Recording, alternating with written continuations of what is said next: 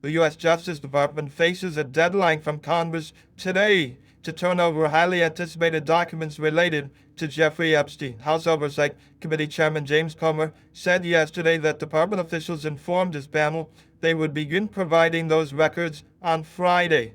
I want to bring in CNN crime and justice correspondent Caitlin Polnitz. Caitlin, what do we know about this delay from the Justice Department? Well, the way it sounds from how the House Oversight Chairman James Comer was speaking yesterday is that this is a bit of a pleasant agreement that's happening between the Republican-led committee and the Trump administration, the Justice Department.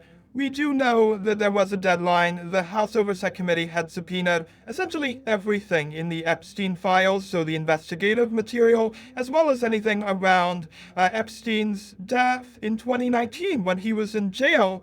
And the Justice Department, they did have that subpoena deadline today, but Comer came out yesterday and said they're going to start producing things, beginning to produce documents this Friday. There will be redactions, we expect, related to victims, especially since this is a situation of child sexual abuse. But the big question here, as always, is anything the House Oversight Committee going to get something that we haven't seen before? Because we have seen slivers of the Epstein documents. Ghislaine Maxwell went to trial, but those Epstein files, they just haven't been released. Will the House Oversight Committee get them? It's interesting, like that. Chairman Comer's announcement came the same day that the former U.S. Attorney General Bill Barr testified before the committee behind closed doors about Jeffrey Epstein. What do we know about that?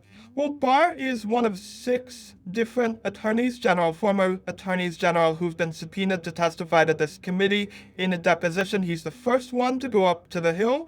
There was no issue with him, no lawsuit rising, no standoff for his testimony, but he went, and what Comer said in the middle of that deposition is publicly he said that Barr testified Epstein died by suicide. That did happen whenever Barr was the Attorney General in 2019. There was no foul play around it, and that Barr also said that he didn't have any conversations with Donald Trump about a client list that Epstein may have had, and there was nothing incriminating, Barr said, about Donald Trump, specifically someone we know who knew Epstein.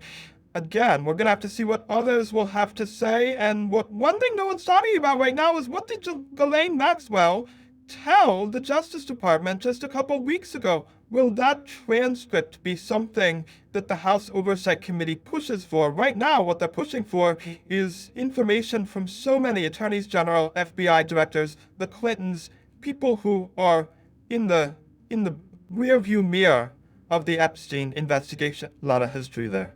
All right, Caitlin Polnitz, thank you very, very much.